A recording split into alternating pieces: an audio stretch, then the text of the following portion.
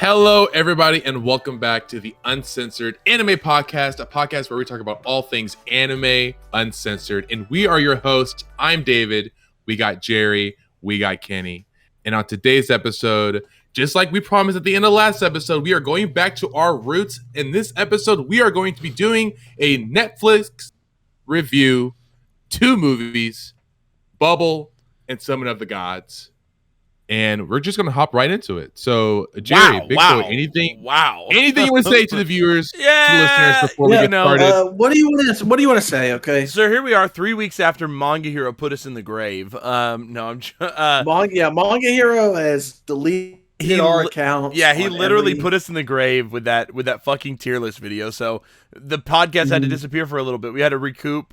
Maybe watch some anime movies. Today, like David said, we're going to just do I'm going to call it the Netflix double feature. That's really what it is. We're in the Netflix double feature, baby. So this is the Netflix double feature. Not sponsored by Netflix. Pretty much, like, one thing that we've kind of just become accustomed to here is reviewing Netflix anime, because why the fuck not? No one else wants to do it. No, I'm joking. But seriously, everyone talks about Crunchyroll stuff, but Netflix has really been going hard all the last year. So one thing that we've kind of taken upon ourselves is to always look at the different stuff they're putting out.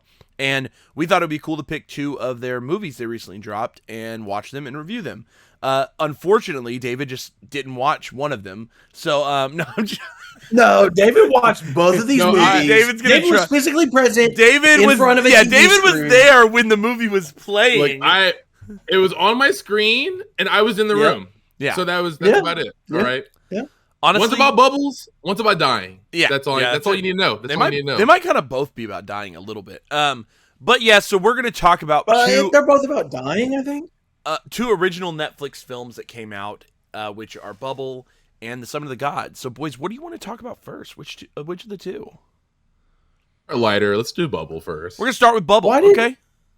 Yeah, let's go with Bubble first. Kenny, what do you think? What do you think? I'm sure. Yeah, what was? Well, I feel like we sort of talked about doing Bubble, then Summon of the Gods before starting, and then all of a sudden Jerry asked us this question on air. It's part of the it's part of the intrigue, so the viewers think that there's some right. Let's do so. Okay, I feel like there was a lot more hype for Bubble, and I feel like some of the guys was just slipped in. So let's do some of the guys first, and then David's actually trying to change it up. He's trying to change it up. I kind of think that we should do Bubble then Summon of the Gods. I actually was feeling Bubble then Summon of the Gods too. You know what? I think that was the. I got a coin right here. This is a boo coin. Flip your boo coin. Super Mario mystery box. How are we going to be able to tell if you? Okay, stand up. You got to stand up. So yeah, come on, David. Lands on that way. Hand. Yeah, bro, we can't. Yeah, come on. See it. Come on, David. We can't see it. Wait. So, okay, if it's heads, Bubble. Yeah. Okay. If it's tails, Some of the Gods. Okay, sounds good. Okay. Flip the coin, David. David, we don't know what it is. David, we can't see you. You just lie. How did it land? Why did you even stand up? Why did you stand up? Okay. I'll flip it. I'll catch it in your hand. Oh my god. Okay, let's see it. Show it. Yeah. Tails. Summon it first. Honestly, David suggested it. Flip the coin. I must trust RNGesus, bro. I don't. Yeah. Look. This boo coin don't lie. Okay? I'm actually okay with that. Either or is fine. Whatever. Netflix puts out good stuff. So, David, tell the viewers a little bit about what this film was exactly, because this was a unique one. And I think it went under a lot of people's radar. Some of you may not even know that it's on Netflix or that it even has any association with anime. But David, go ahead and tell the viewers what info they need to know about Some of the Gods. All right. So Some of the Gods, originally a Japanese manga, and recently adapted by a French animation studio. I think it was released on Netflix. It debuted at a film festival last year. Mm-hmm. But it went on YouTube. Went on Netflix recently, like a few weeks ago.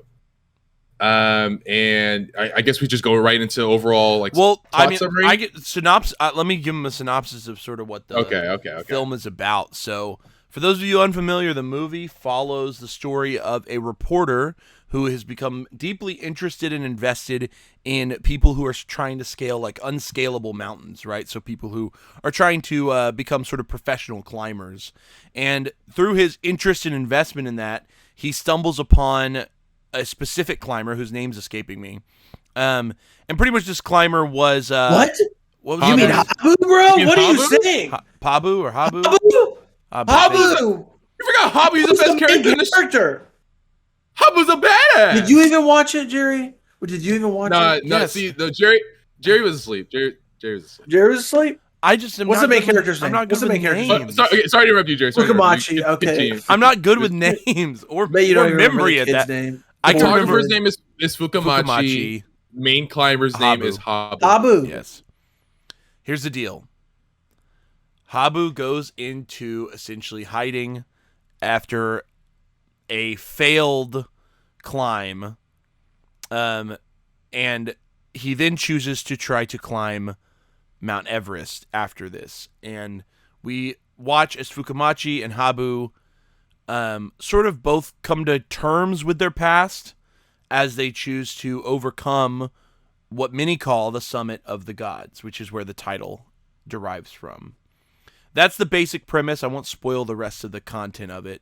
Well, we're going to get into spoilers as we talk about the thing. But for now, if you want to go watch it, and then come back and hear sort of how we felt about it. So, boys, how did we feel about it? Well, it was good, I guess. All right, we are rusty, boys. We are rated? rusty. We are rusty, guys. Good, I guess. I don't know. Okay, I mean, there were here's the deal. There were no vampires, no battle shonens. There were no. We are rusty, guys. We're rusty. I love anime for a particular reason. And Here's the deal. Okay, you go, Jerry. Go. No, let's break it down. Because one thing we always talk about, let's start with the animation, because this is such a unique animation situation. How did you guys feel about the animation? What did you think about the artwork of the movie? How did you feel about the look and overall just appeal of the actual visuals? I thought the art and the animation were pretty unique. I loved how whenever they were climbing up the mountains, the background was very it was like a painting. It was very artistic, and I liked how that sounded. I liked how that looked, and with the music and the sound. I know you talked about animation art, but I think the music and the animation went hand in hand because it was very serene and very peaceful. Although when it was getting very dangerous, the tone just quickly shifted, and it was kind of like when I was watching it, there was kind of like a constant tone shift of oh, look at how beautiful this is. This is so cool. Like what they're doing is so it's just beautiful. Like this is Earth. This is planet Earth. And then a quick shift to, oh my God, they're going to fall. They're going to die. Like they're miles and miles into the sky. And so that was one of my favorite parts of the movie, of just watching them just climb. No dialogue, just peaceful / dangerous climbing. That was one of the things that stuck out to me the most. Right. Kenny, what do you think, man? Yeah, it was a very realistic anime, even though it was very a realistic. Yeah, it was. It was very realistic. Okay, and I'm just saying it was really grounded. Really grounded. Yep. And R.I.P. for my little boy. Okay. Yeah, little dude.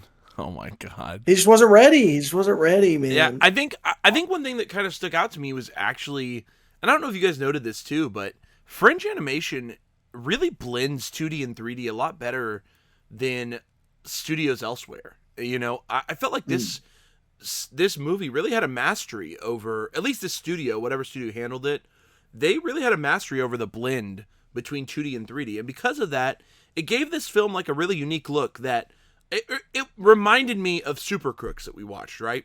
And the reason it reminded me of that was because Super Crooks was a Japanese animation studio creating taking an American comic book and adapting it into a Japanese anime, right? This was a French animation studio taking a Japanese comic book and adapting it into an animated film. It's another one of those unique pieces. And a lot of times it looked 95% like a real, I don't want to use the word real anime, but it looked very Japanese, and they copied the style of Jiro Taniguchi, the author or the artist that did the manga. They copied his style actually very closely, And I think that was kind of a testament to the French team behind this, their ability. And what's so weird about this is this movie doesn't even have, at least on Netflix in the US, it doesn't even have a Japanese language track. You literally cannot watch this movie in Japanese right now, which is super weird. So the original language it was made in was French, and there was an English dub, which is how I watched it. And what was the dub was good. It was all. I thought it was really interesting. It was an all French Asian, dub was good too. It was like an all Asian American cast, if I remember correctly. So I don't know why they did that, but I found that quite interesting. French only. French only. Y'all both went French dub for this one? Oh yeah. I mean, well, David only watched half of it. But. Oh well. No, Still, I watched it all. Okay, so back to the art animation part of it, though. Did you? Yeah. I mean, like, this is. I know that this is like such a like comparison, also, but like the only other like French animation that I'm like keyed into is the other one we watched on this podcast, which is Arcane. Yeah. I mean, did you guys see any similarities between the two, or like, did you guys feel it? Because I actually kind of did, like, just a little bit of the. Huh? There was no Imagine Dragons song. Hey, so there's no enemy, Jerry. There's no. I was just like missing the connection, I guess. You know. Yeah, if they had played enemy right when he gets on the mountain, and he's like, yeah, he's like, enemy, and then Imagine Dragons is scaling the mountain right next to him. Yeah, you literally see the entire Imagine Dragons. He's actually pulling them on a rope. Yeah, I'm pretty sure that Imagine Dragons they are the entire. Country of France. That's the whole. In France, they just have Imagine Dragons there. Oh my god! That's really what I'm wondering. You know, that's where my mind was. Yeah, where was Imagine Dragons? But no, yeah, David. Yeah, I did the times that I thought of Arcane because you're right. There was also a French studio that did it. That did Arcane. Was when times that because in Arcane there's moments when they blend like the 3D modeling with like a lot of gas and the smoke and the gas look like stands out. Which, if for those that are familiar with League of Legends, it's kind of like a thing that's in a lot of their like trailers or 3D trailers that they release. Is like aren't a lot of them done by the same friend? Didn't the same studio? Yeah. Okay. The same studio has done a lot of the trailers for League of Legends. Right. So okay. Yeah. Makes sense, but. Whenever they're climbing Mount Everest, or just like any climbing throughout some of the gods, the snow and the smoke kind of made me think of like how that was animated. Right. Reminded me of Arcane. So that was like the only kind of similarity, but a major one. It was just about, it was this blending of 2D and 3D for me that most of the film is mostly 2D, but there are those occasional moments you could kind of see the 3D poke through, especially in the climbing segments. And I think that the studio, the way that it's directed and filmed, again, maybe there was even, I didn't look into this. I'm curious if there was any overlap of staff between Arcane and, did anyone happen to work on both projects out there? I wonder. I was curious. It would probably be really hard to go through all the staff members and figure out, but it would be interesting if there was some overlap because obviously they're both Netflix made animated projects. So my brain's like, what if there was some overlap of some staff that was, on their studio staff, blah, blah, blah. Whatever it might be. Besides the point, I actually loved the look of it. Oh, Kenny? Oh, yeah. No, I got a later point for a later part of the discussion. Oh, you're trying to... Oh, okay. Well, to me, did you guys feel like there were any faults in the art and animation? Like, was there anything that stood out as, like, key faults to it? Or do you guys feel like the look was honestly pretty... I don't know. I liked it a lot. I thought the look was pretty much solid, and it never faltered for me. And some of the greatest parts were when it would do those large kind of, you would get, David explained it, these large shots way out in the sky, right? And then it would zoom in real close, and you would just see like their hands or their feet or their, there were a lot of directorial choices that made the climbing feel very real and very scary, to be honest. Yeah. As someone who is... I would never. I don't even think $1 billion would get me up on a mountain. Like I would just not. I just can't do that. I would just die. I'm telling you, I would just fall and die. That's it. Like me climbing up the mountain would be just a death sentence. So I mean, spoiler. I mean, we literally saw people attempting to climb and then fall to their deaths in this movie. So it's like multiple times. Yeah. One of the most tense, I guess one of the most tense animated scenes of my life is when that kid was hanging on his back and had to cut himself loose and Yeah. essentially kill Yeah. himself. That was I mean, you honestly gotta- like one of the Akun himself. like too. that shit was tense as hell, dog. And Yeah. I was like, oh shit. I was like, oh, he can't do anything. Like, that's I it. just gotta think you keep pulling the rope, and like even if it breaks, like you hope it It's doesn't. one of those. Well, it's one of those things where it's like, I think it's like do I do it? Or he do didn't want to be you? responsible. Yeah, he'd feel more responsible. Right. If he pulled the rope until if it broke while he's pulling it, I think he would feel like he killed them. And Yeah.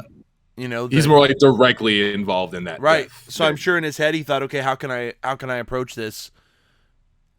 It was clear that Pabu was like, what? Abu. Habu. Habu. Why Yeah, does I don't it- know the it little says boy's name.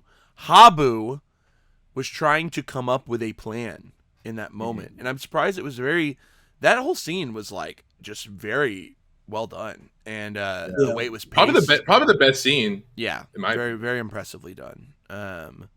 Really great shout out to the studio for that one. Climbing's dangerous. I mean, Which- that we see it in the movie. They By pretty the way- much tell us over and over. By the way, the production studio, which for some reason I don't know, like this and Arcane, it's like hard to like find the, well, Like the French information, like stuff the is actual, really like it's very easy for anime to find an animation studio. Right, it's For like this and Arcane, it's not as like out in the open, I guess. But for this, what the production company was, Folivari, like a joint between Folivari and Melusine Productions. I feel like I shouldn't wear my glasses because of the glare. no, it's fine. Melusine. So yeah. Okay, and that's dope. Was there overlap with Arcane or? No. Well, maybe with like specific staff members. That's what I But was I totally different companies though, right? yes, different production studios. Okay. Definitely makes me wonder. Okay, so off of art and animation, what about the let's talk about music design, music, voice acting, all of that Right. component of it. Where were you guys with that? I was okay with it. I think that the voice actors in the French version did very well. I think that the music was definitely supposed to be more ethereal and not like, in your face. So all of it worked well, I felt like. But You it weren't was ever just- listening to it just hoping that like a vampire would pop out, Kenny, or like a battle shonen character would jump out of the no. Or maybe somebody will start singing. I don't know. I watch anime, okay? Yeah. My drill's the drill that'll pierce the heavens. Okay? Yeah, exactly. Come on.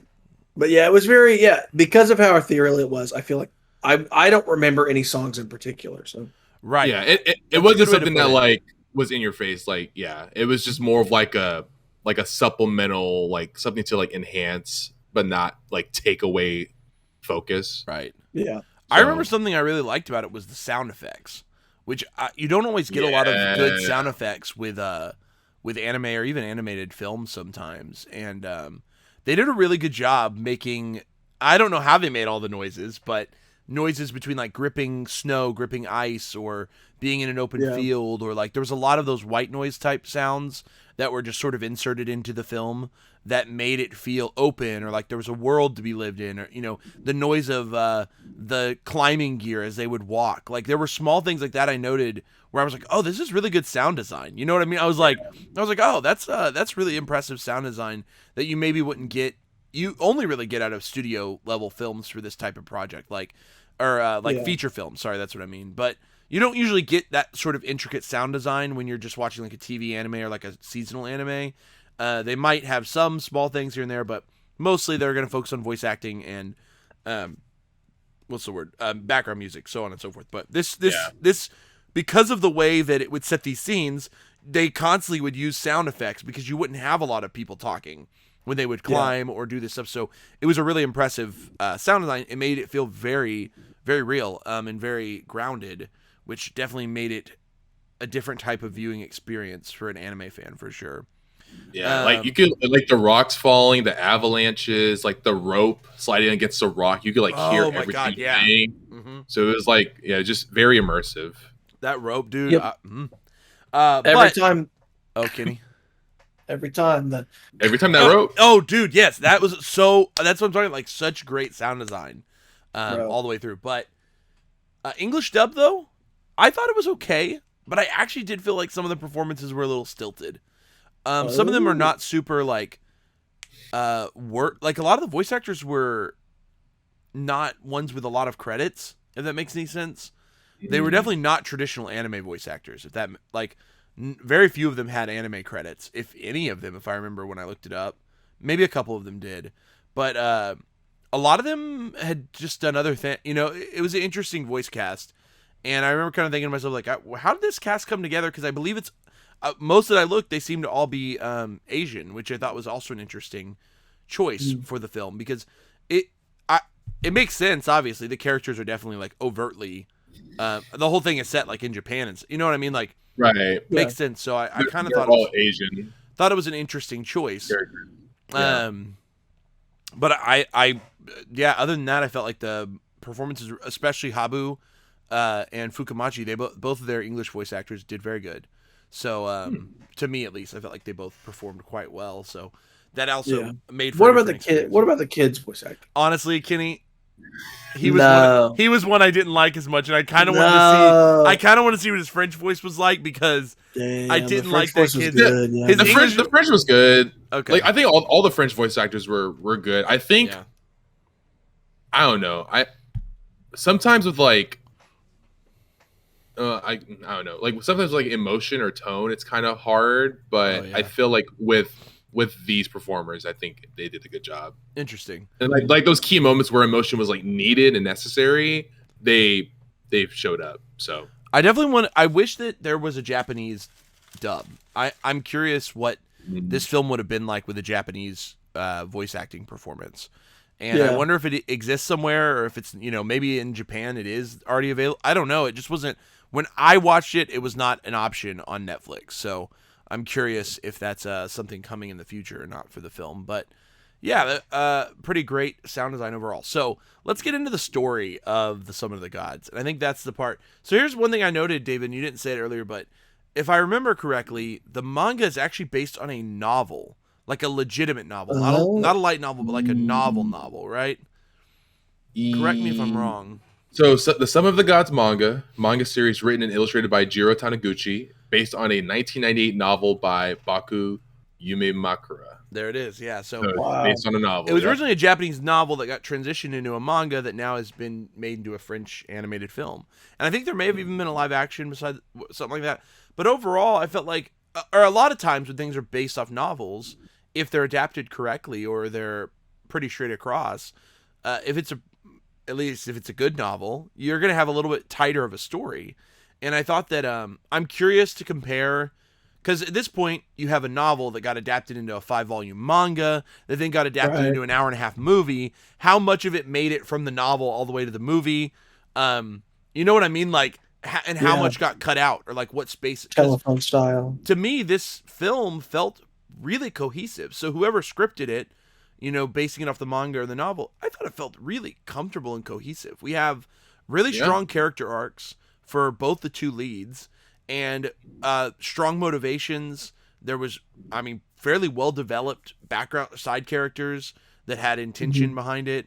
But the two leads have a really strong theme behind why they're trying to do what they're doing, and the eventual thing that happens at the end. It felt like the natural conclusion to that character. And I felt like, as someone who likes to analyze like writing character, I felt like they did a damn good job. So whatever was cut or left on the cutting floor, I don't think that it impacted the quality of this script at all. I think that what they got to be the film pieces was really strong. And I'm curious how much more there was in the manga, because 5 volumes of manga in an 1.5 hours, they must have cut a little bit out. There's no way there's no way. It's a short story, so I don't imagine them cutting a lot. It's probably not a lot, but there's definitely there's no way they could have done word for word in an 1.5 hours. Oh no. You know what I mean? There's definitely something missing. And I have the same question, like from the manga to the novel, he adapted a whole full-length novel into 5 manga volumes. So I'm curious, like, what didn't make it from the novel? That adaptation? Yeah. I wonder, maybe Habu's character and Fukamachi had more. I almost wonder, like, you remember that scene where more time together? That's something I thought about, Kenny, is maybe they had more before they actually climbed the mountain, because they pretty much, it felt like they met and they immediately started climbing. You know what I mean? Yeah. obviously the whole story though was Fukumachi like following Habu's journey, so Fukumachi knew a lot about him and had a lot of respect for him. So it made his arc still make a lot of sense. Because us as viewers, we were becoming privy to Habu's like journey to who he is now. But I am curious, like, one thing that I thought about was that female character, the kid's older sister or whatever, right? I felt like maybe Fukumachi and her might have had a like a romance or something. Yes, there was like almost hintings that maybe something got cut out in there somewhere. Oh, really? That was like, I felt like there was some too. Underlying tones, and it makes me wonder if maybe there was like a subplot there that was maybe all the way in the novel, or even it was still in the manga. They just they decided, okay, we don't need this, to still make it cohesive. It's something I thought about. That was something I noted. Another thing is Fukumachi and his boss at the agency clearly have a deeper relationship than what we saw. Maybe there was a subplot there. I don't know. I'm definitely curious because I felt like what they chose to keep fucking rocked. I thought it really rocked, honestly. I thought it was a great script.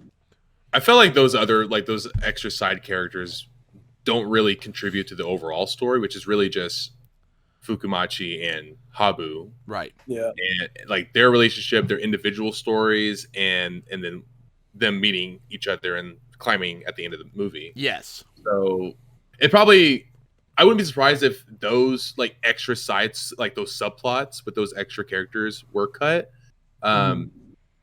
Because it didn't really matter. Like, I think that the main thing with the little boy's sister is that's kind of like the connection between Fukumachi figuring out where Habu is because of the letters. Right. And that was really her character's purpose, which I was like, okay, I don't really need to see anything else. So right. Yeah, David. Just by the way, though, it ends where they find zombie George Mallory on top of Mount Everest, and then he infects the whole world. It's a zombie. Yeah, it turns into a zombie. Yeah, zombie game over. A zombie. Yeah. It's crazy. Yeah, it turns into a battle seinen. I can't believe you missed that part, David. Yeah, zombie. Yeah, George Mallory. I know. It's just the last 15 minutes. Wild. Wild. Yeah. Oh, was it an end credit scene? Yeah, there's after credits actually where Habu and Fukumachi had become zombies, and then zombies after credits, at this point. George Mallory dance. Yeah, they became Habumachi. Yeah, and they all fused, and they're all Super Habumachi Mon. Yeah, pretty much all that happened at the end. No, that's how the movie ended. I felt like this film had no other ending than for Habu to die. Like he had to, in my mind. Like he had to both accomplish his goal without us knowing whether or not he did it and the world knowing, but then on top of that, he also had to. There was so much regret and so much loss that happened to him that I felt it would be very difficult for him to just win and us be okay with it. You know what I mean? Like. Right. And his life just continuing. Right. That just doesn't make a lot of sense to me. And I felt like one thing, like off screening his final experience, we didn't get to watch him stand at the top of the mountain and hold his fucking flag up. Right. That was not, it was just implied at the end that he most likely made it. But like, we don't know. I mean, we technically don't know 100% if it happened. And the whole thing was Fukumachi's going with him so he can prove that he got there. But Fukumachi doesn't make it. He has to go back. And so I thought that was the only fitting end for the character, for both characters to an extent. And I think that was the best scene, by the way, was whenever Fukumachi accepts death and death rolls over him. Mm-hmm. And then it's all red and blurry. Oh my God, so good. And then Habu like slaps him, and you're like, oh, and then you just like are just in Habu's face, and you're like, what the fuck? Habu got that. He got the big boy muscles because Habu's a big boy. He's a big boy. He carried Habu's a big boy. Dead weight on his back, climbing up. Yeah. He climbed up a rope with one hand in his mouth. 75,000 meters in the air. Yeah, he's crazy. But yeah, I just felt like it was a great fitting end, and I felt like, to me, like when you can write a character to where like at the very end you really feel for them, you really care about it. Like Habu was just such a he's just got to be one of my favorite characters I've watched on screen in a long time. He was very cool, and love Habu. It was tough. Yeah, it's tough to. The fitting end. It was just a fitting end, and I felt like you really can't do that.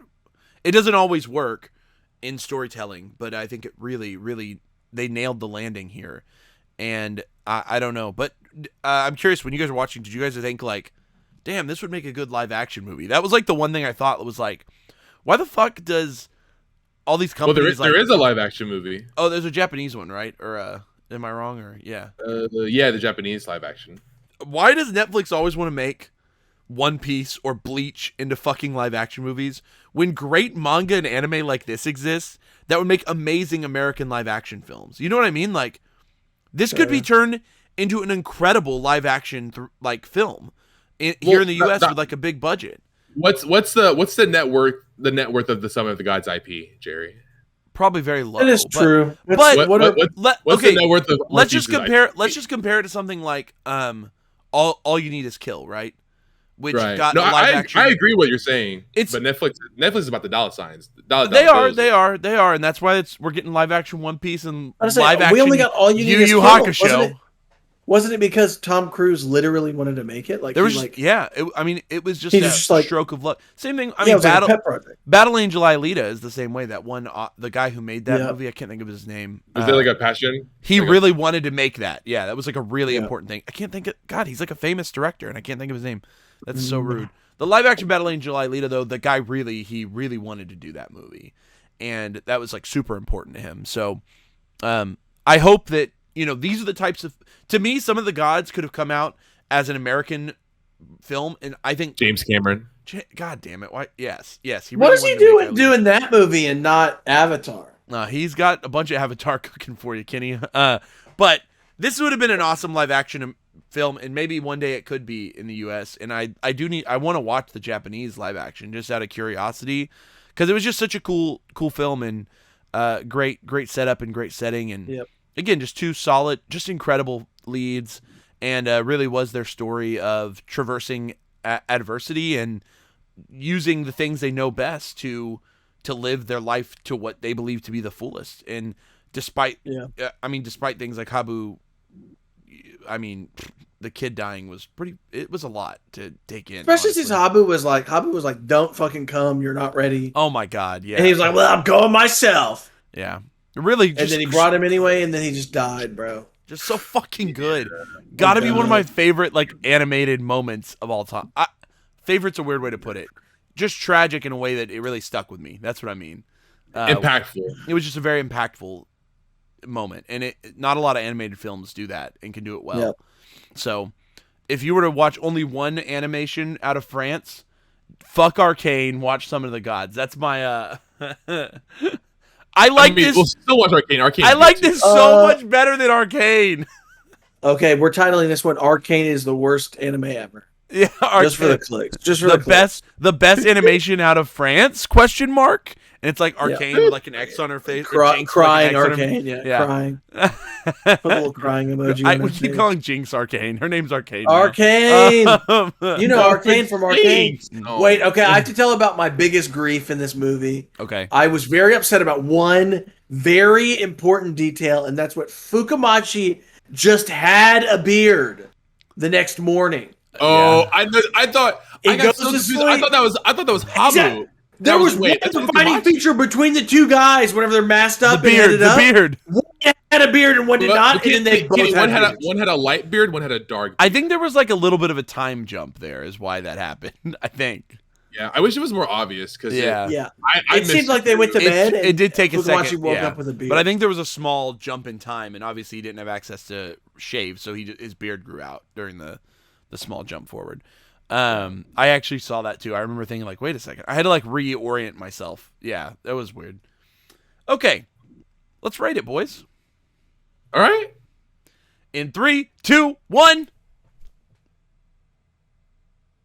I'm like, Some of the Gods is 7. 7 out of 10. It's it was an pretty good. UAP boys, give it a 7. You watch it? We recommend watching it. Look at my 8 out of 10. I liked it a lot. Because it kind of looks like 7.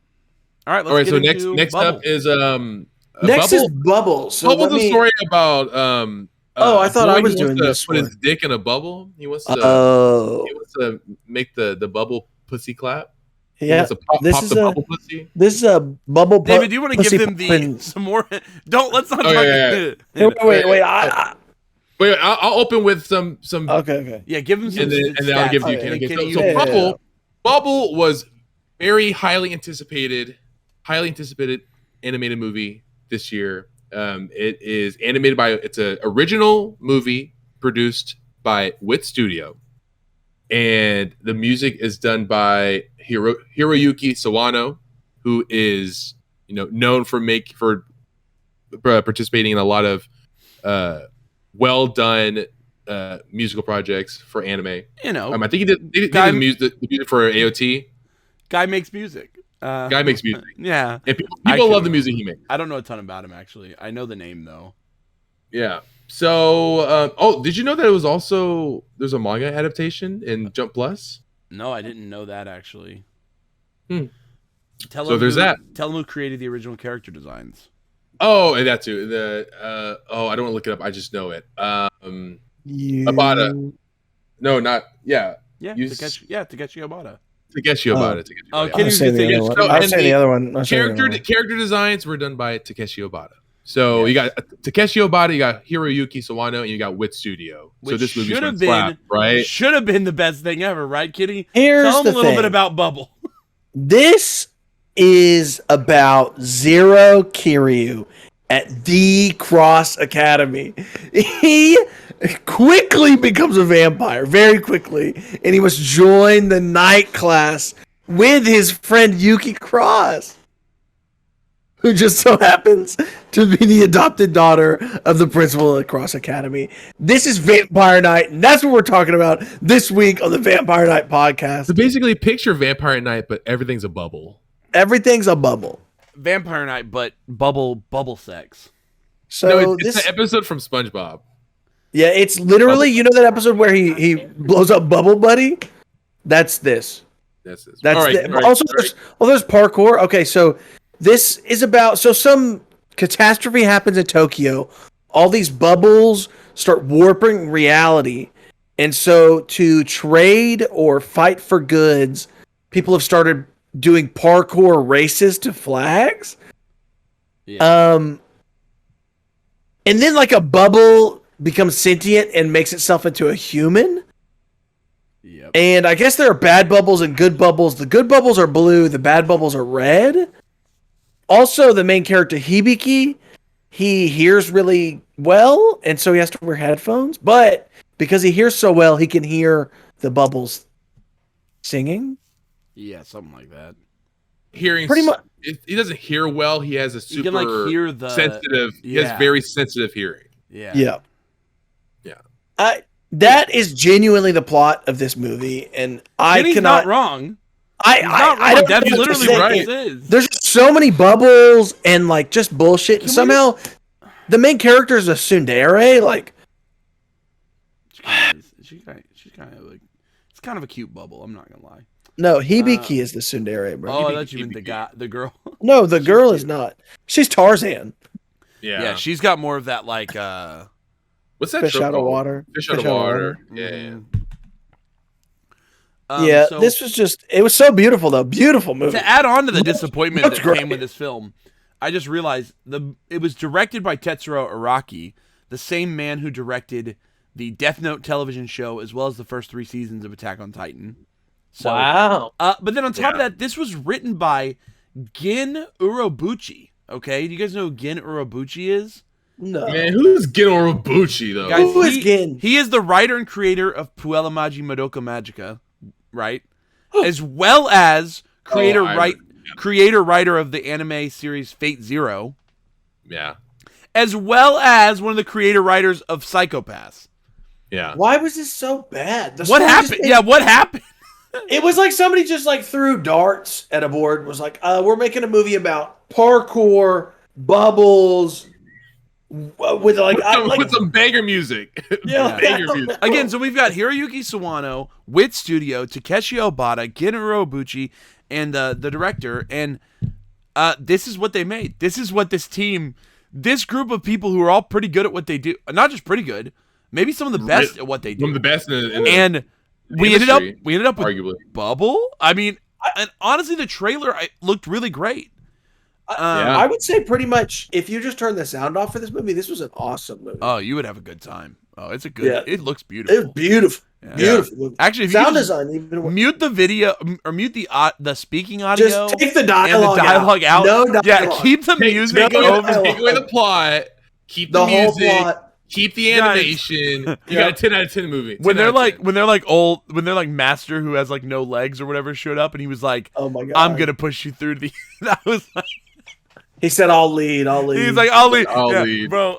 I was like, "What the show?" Then his leg broke or whatever. And also, yeah. Kitty, he was I like, loved it.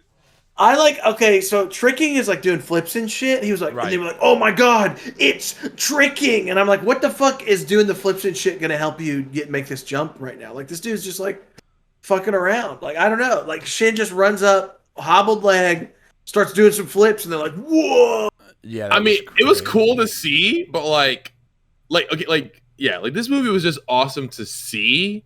But if you pay attention to what people are saying and like what's happening, there's like a lot of questions. Like, why are they parkouring on bubbles? Like, whose idea was that? Like, where even did the bubbles come from? I know it just sort of where the bubbles come from. Something Alyssa said to me was that maybe they're like supposed to be aliens or something, or there's some sort of alien component to the bubbles. Like maybe it's like they are sentient. They're like sentient bubbles. Like an extraterrestrial sort of thing to it. And I was like, and the red bubbles were definitely a different consciousness from Uta, right.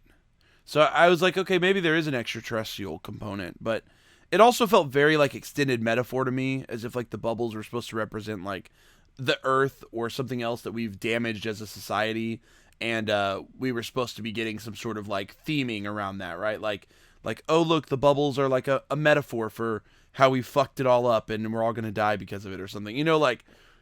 Yeah, there was like a little bit of that because they were like, oh, the bubbles rain down and ruin these towns and blah blah blah, you know. And I was like, oh, okay, like maybe there's some sort of attempt there, but it was super like on the nose, and I just felt like it was just like the dialogue and writing in this movie were just really bad. I don't know if it was bad or if I just didn't get it, but like, I think that I would say it's just bad, David. No, it's bad. Generally good writers that make it to where people get it when they watch it. No. Okay, if I didn't get it, then yeah, bad. I don't think it was super complex by any means, unless you guys did. I thought that, again, to me, it felt like it was some sort of metaphor for something that humans have caused. And I thought that was actually pretty heavy-handed.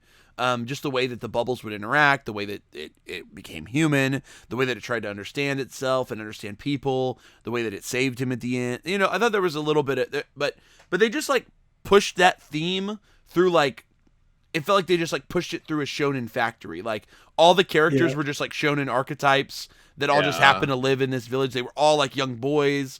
They just like crammed it through like a shonen making machine. Why do they do parkour? They had to pick Kenny. They had to pick something that they do. Like action. Yeah, there had to be something that they do. And so, they pull the thing out of a hat. And so it was they like, compete parkour. with parkour to get supplies. Only my boy Hibiki can parkour off the bubbles. Mm-hmm. Only Hibiki can parkour off the bubbles. Yeah, even though we see other people do it, they just do it poorly. The worst part is like, there were some great parkour moments, but like animation-wise, but they just did nothing to progress. There was like a whole parkour scene that just did nothing to progress the plot, except for when they went against one parkour team that then at the very end, you remember when they popped up and they're like, "You can use our stuff" or whatever. Yeah, like we'll help you out. Yeah, I was like, that was it. That's why they beat. I was like, they crammed the shonen like turn the bad guy good. Boosters, they turned the shonen turn the bad guy good. They crammed it into an hour and a half movie. They're like, we got to put that trope in there too. Let's just chunk in the sensei is like retired. There's a guy who's like hot headed. There's a guy who's calm. There's like a little kid looking one. Just chunk them all in there. Come on. But I don't know. I don't know what else to really say. It was to me, this is a pretty mediocre film that just looked really pretty and sounded good. So if you want beautiful. Yeah, if you want to sit, I think that Obata did a good job with the designs overall. I mean, he's really a pretty fantastic character designer, and there were a lot of characters. There was a lot of characters. Did they have much to do? 4 teams worth of parkour, but there was a lot of guys. There was a lot of guys. Yeah, I think they just could have done so much more with this, and they just didn't. And you know.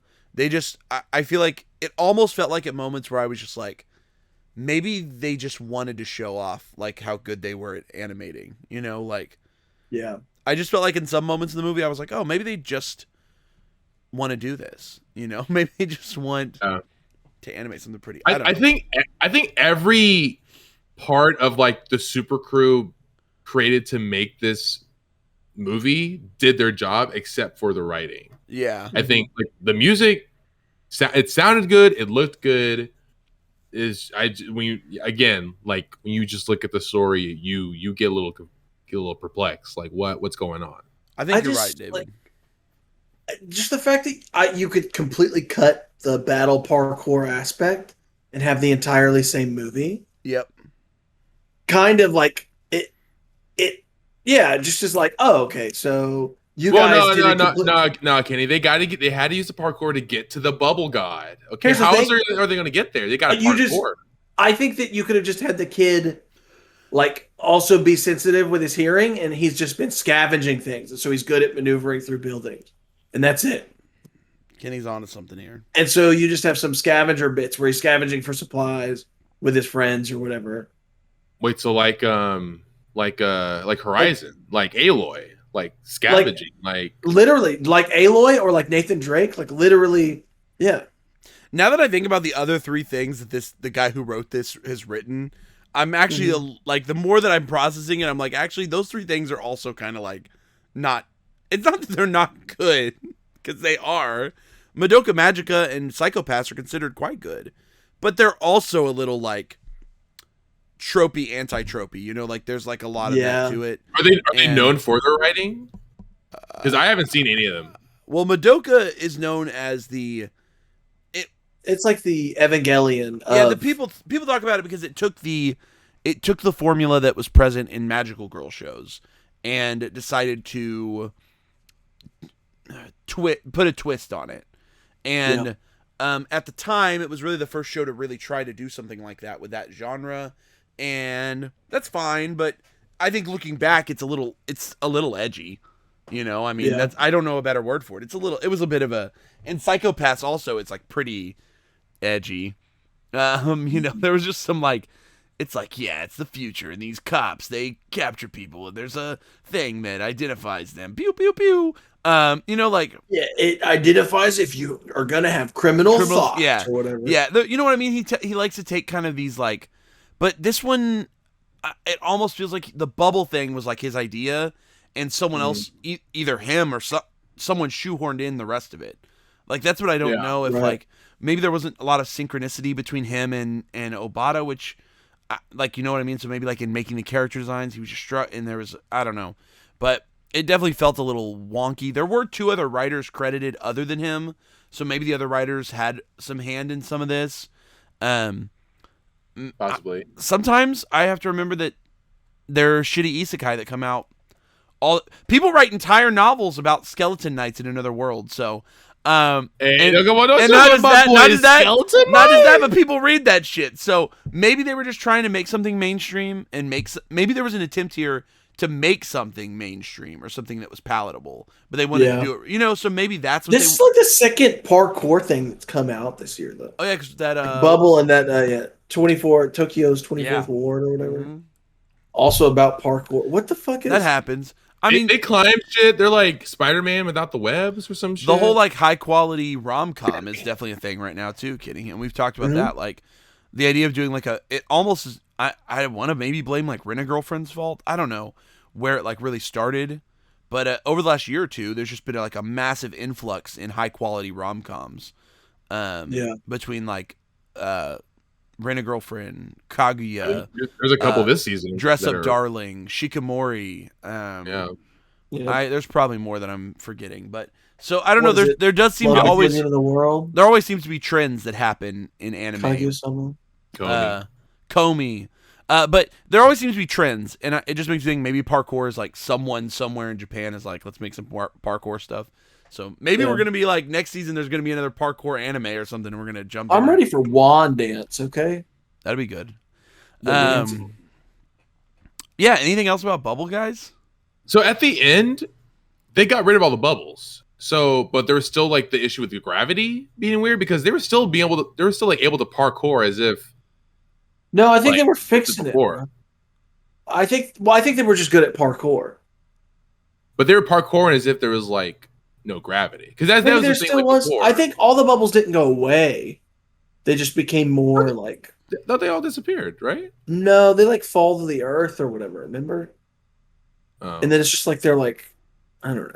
They're existing. You're thinking a little too hard about the plot of a bubble over here. Yeah. I'm just trying to better understand, but maybe it's really. I just don't know why he wanted to fuck that bubble though, bro. He was like he wanted to put his penis. He was like calling Bubble Buddy bubble. over. He was like, "Bend over, Bubble Buddy." He wanted to make that bubble pop. Popping that bubble with his penis, but he did. All right, let's give it a rating. What do y'all think? So let's rate this bad boy. Let's rate it. What am I gonna rate this in 3, 2, 1?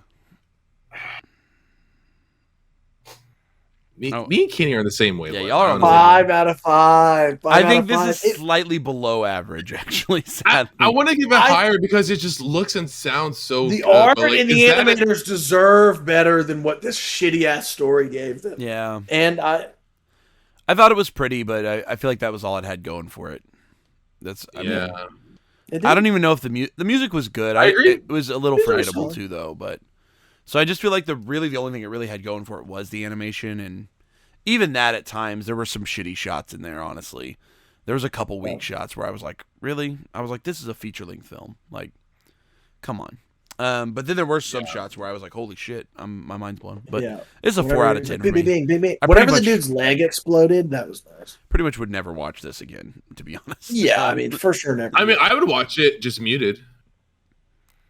Just watch or I would just watch parkour clips on YouTube, but I wouldn't watch the actual. All right, now we're each gonna rate each other on a scale of 1 to 10. I rate both of you 10 out of 10s. I like you guys, so crazy. David, what do you rate me, David? Kenny, I give you the 10 out of 10 scale does not suffice for you. Damn it. I wanted him to be like 0, bitch. So guys, that's all we got for you today. So thank you guys for listening to the Uncensored Anime Podcast. You guys know. Oh, Jerry, we got some news before you do your normal. Oh yeah, come visit us. Come visit us, Jerry. At what are you guys talking about? Anime. Oh, we're going to be. Fuck! I was like, what are you talking about? Jesus Christ, David. Yeah. So, if you're in Texas and you're in the Lubbock, Texas area, the boys, us three, will be at Anime Lubbock Friday night and Saturday morning. So if you're going to be attending Anime Lubbock, we'd love to see you. Come say hi. We will be hosting a panel on Friday evening. So check us out on the schedule because, I think it's currently tentatively scheduled for 6 p.m. EST. So we are going to get some footage from the panel and be putting it up as an episode of the podcast. So that'll be really exciting because you guys will get to, if you show up and you're at Anime Lubbock, you get to be a part of the podcast, which is its own little cool thing that you get to do. So if you're in the area, please come say hi and come chat with us. And if you're not in the area, I'm sorry, but do not fly to Anime Lubbock just to meet us. That would be really odd. But if you can, if you want, if you want to. What about 500? Or wait, what are we at? 420 now? Yeah, we're almost at 4. We're almost at 450 now. We're at a lot. Okay, that's all I meant. We're at a lot. Yeah. So if one of you 450 people want to come out explicitly to Anime Lubbock for us, I will give you a piece of Vampire Night paraphernalia. Yeah, David will give you his entire Vampire Night manga. No, sorry. No, every time I say something's a joke. Every time I say a joke that involves a giveaway, someone gets on me about it. So honestly, if any of you guys fly out just to see us, I'm not gonna lie, I'll be a little weirded out. I'll be a little scared. Yeah, I would appreciate it. I would appreciate it, but it'd be a little weird. Anime Lubbock is June. It's June 11th, I believe. 11th. By the way, guys, 10th, 11th, 12th, something like that. 10th through the 12th. But we unfortunately will not be there Saturday night or Sunday. So if you want to catch us, we'll be there Friday night and Saturday morning. So come find us then. Aside from that, I just have to own this on this episode because I know we're going to talk about it in a later episode, but I feel like I really like put my foot in my mouth about a specific Shonen Jump series, and I just got to get this off my chest now. But man, I really thought Ayashimon was gonna last, dog. I really thought there was no way in hell that it was gonna get canceled, and here we are. It's canceled. And we are. With only 20, it only got 25 chapters. It didn't even make it. I think the latest issue as of this recording is issue 25, and that Ayashimon's chapter, it's like they're already like trying to like wrap it up. Like it's pretty. If you're like keeping up to it week to week, it's like obvious that like the past like 2-3 chapters are like just going to wrap it all up, which is pretty sad because it had potential to be something big. I was enjoying it. We all were kind of behind the fact that it could potentially be the next. So foot in my mouth moment.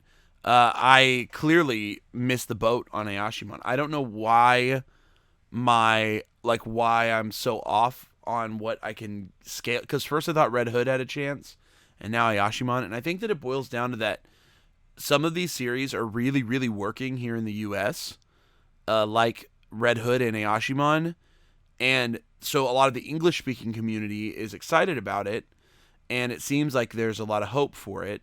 But then the community that Jump really bases itself off of, which is Japan, doesn't end up being excited about it. And I will say that the one thing about Ayashimon that kind of surprised me is that it did almost sell 20,000 copies of its first volume, which is pretty high for a new series. Yeah. And I thought that, and yes, its rankings in the Shonen Jump rankings have been very low, essentially last place, barely beating Shugamaru some weeks.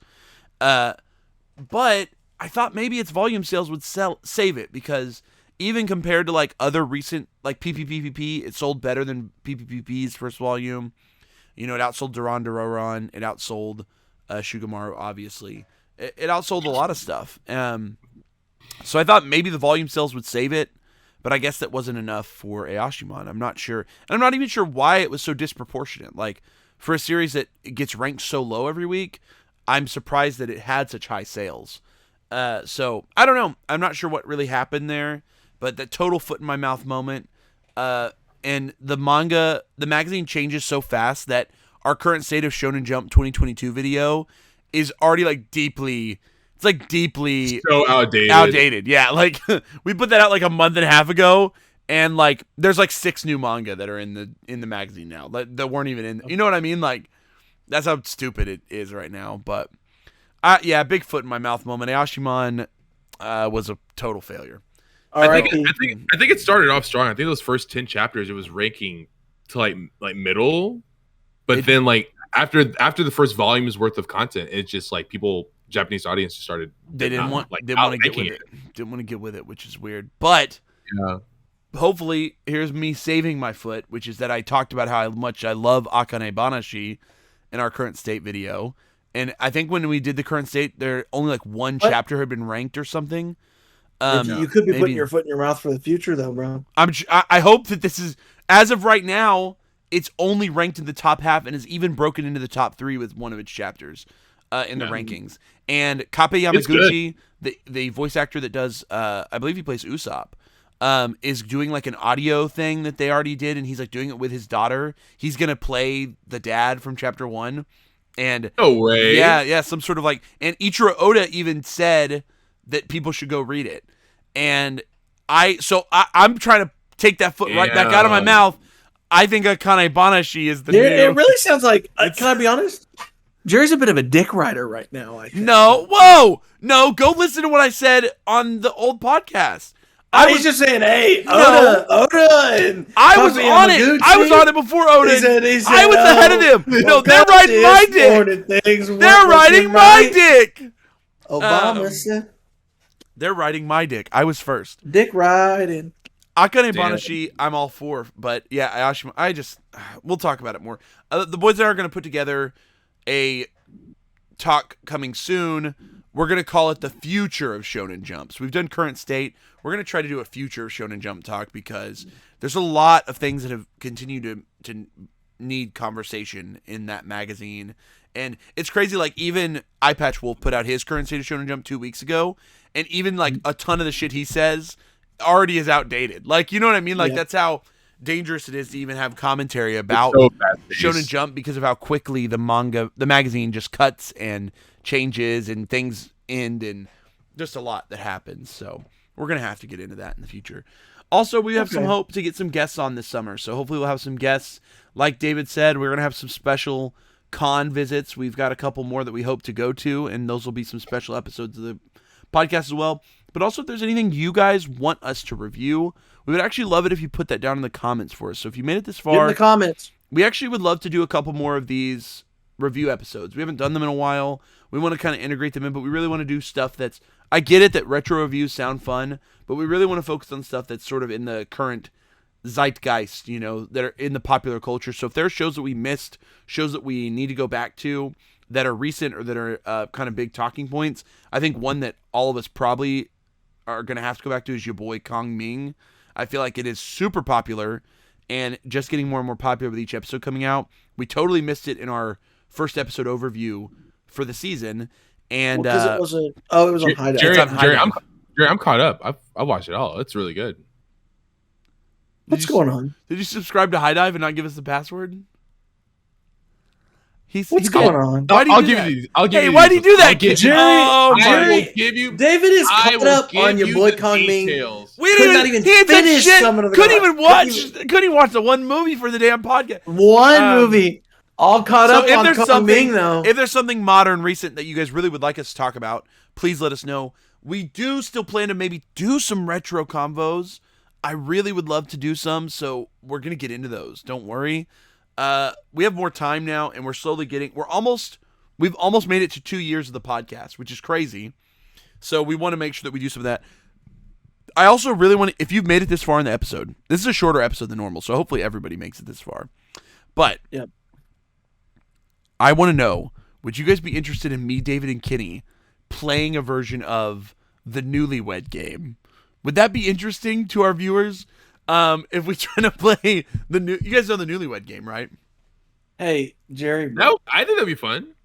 Huh? Yeah, I love the Newlywed. You want to know why I thought of this? You guys want to? I'm stealing again, by the way. Yeah. It's just tough. It's tough between me and you, Jerry, because we pretty much know everything about each other. Yeah, I'm curious. Okay, so y'all know shit about me. I just watched the newest episode of my favorite podcast that I listen to. It's called the Always Sunny Podcast. Shout out to them, small creators out there. Yeah, small creators over. Put them on. Yeah. On the Always Sunny podcast, Meg, their producer, put together a Newlywed Game for the three main guys of Sunny, and it was incredibly funny to watch because it was like Glenn. You know how Newlywed Game works. It's like they ask a question, and then like I would write down my answer, and then you two would try to guess what my answer is, like how I answered it. And then vice versa. So I thought it'd be really funny if Alyssa came on and did like she prepared questions that none of us knew and asked us questions and we tried to guess each other's answers. I thought that would be super funny, especially if it was like anime edition. So if you guys would like to see that, get down in the comments also and let us know. So that's a lot of stuff to get in the comments about. So let us know what shows we missed, things we need to go back and review and talk about, or things that are in the current cultural zeitgeist that you would like us to talk about. Additionally, would you like to see us do a Newlyweds Game episode here on the podcast, as well as anything else you want to talk about, or if there was anything interesting you found in the 2 reviews that we did today. Maybe you loved Bubble.